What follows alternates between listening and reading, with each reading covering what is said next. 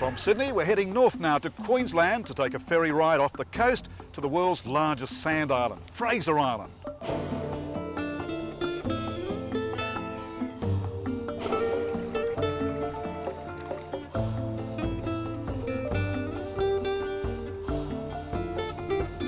This place is like a desert, so much sand.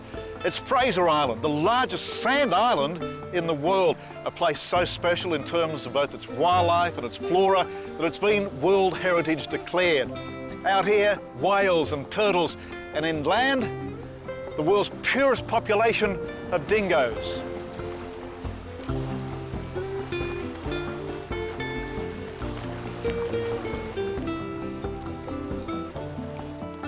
Fraser Island is a magnificent place, a beautiful area to visit. We've got a diverse type of ecosystems that exist from the eastern coast to the western coast. What's amazing about Fraser Island, and one of the reasons we were listed as a World Heritage Area, is the fact that it's an example of an ongoing geological process. The island's continuing to form whilst we're standing here today. One of the most abundant groups of animals we have on the island would have to be our birds. We've got over 250 different species of birds calling this place home. We've got around about 25 different species of mammals on the island, including your dingoes, your possums, echidnas and swamp wallabies. But it's the dingoes that really set Fraser Island apart. They're purebred, unlike many of the mainland species which have interbred with wild dogs.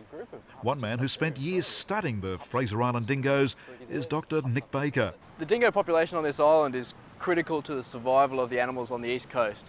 This population is the only one that we can really manage as a pure population.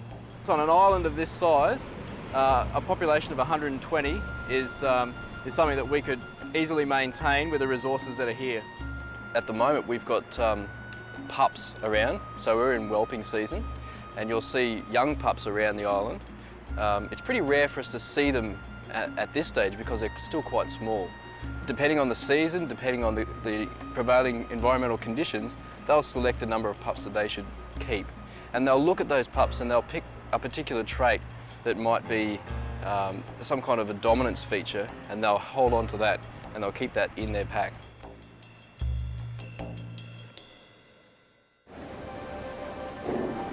Just off the coast of Fraser Island in Hervey Bay, the humpback whales are breaching. They've migrated here from the Antarctic to calve.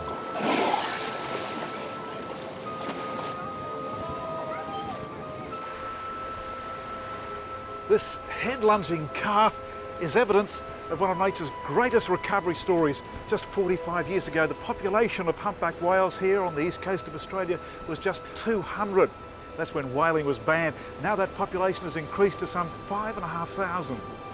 Whale watching has become a big business in Hervey Bay, with tens of thousands of visitors watching this spectacle every Australian winter. Here in Hervey Bay, they're milling, they're round and round. You see all sorts of activities. It's a very important area for the mums and calves to rest up. They don't have their greatest predator, which is the orca, in here. The population's building up, and we're seeing more and more whales, probably more and more friendly activity. The whales over the years gained a lot of trust and vice versa, so we tend to have more of those sort of close encounters these days than we did in the past. The energy level's just amazing sometimes. As you saw, that calf was just airborne, twisting, you know, and fantastic. And the head lunges, he just keeps on going. Today we've witnessed tail slapping, pec slapping, which is their pec fins, head lunges where they rise up and slap back onto their chin, breaching where they just totally airborne, and the peduncle throws, which is like a big sideways karate chop with a tail.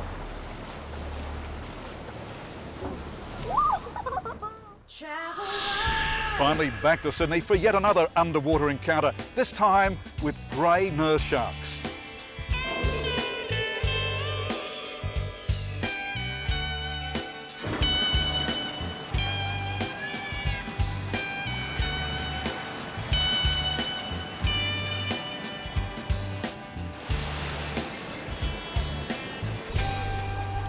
Sydney Harbour, it's every bit as tantalising below the waves as it is above water. And we're about to follow this group of trainee divers as they share some of the secrets below Sydney Harbour. I think people are really attracted to diving just because it's such a unique sport, and it really is opening up a different world. There's so much stuff on the water, and I think even people here in Sydney really don't understand what is in the local environment.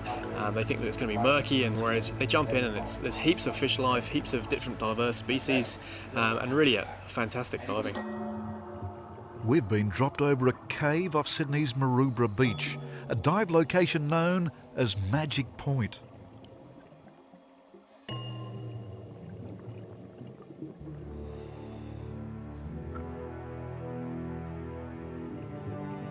And there at the entrance to the cave is our first shark, then another and another.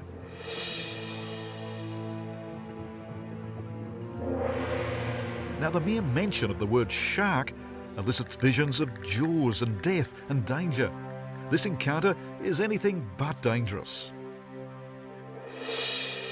Now, these sharks may look fearsome with rows of razor-sharp teeth, but they're relatively harmless, one of the most docile of shark species. Study them carefully and you'll start to see their beauty. They're sleek and graceful and have never been known to attack a human. Sadly, the sharks have much more to fear from humans. Many have been hooked, and they're now an endangered species, with just 500 left off Australia's east coast.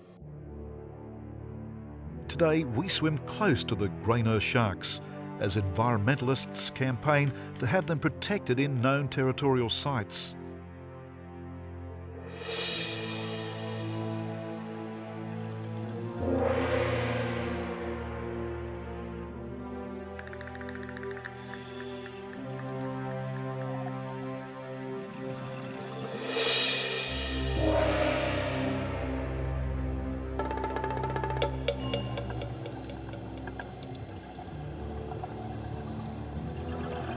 The shark dive has been a real thrill for me and for the new divers, because they've had this experience only 4 days after they started their course.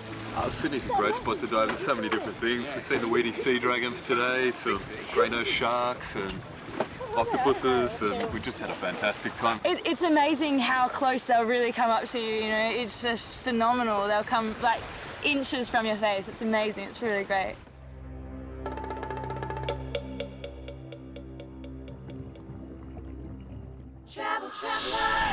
Now, you can find more details on all of these destinations on the Traveloz website. That's www.traveloztv.com.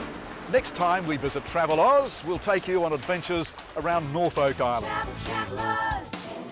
The two Tims take us back to Australia's biggest Aboriginal music festival. And some sky-high experiences over Sydney. That's Traveloz. I'm Greg Grainger. Happy travels.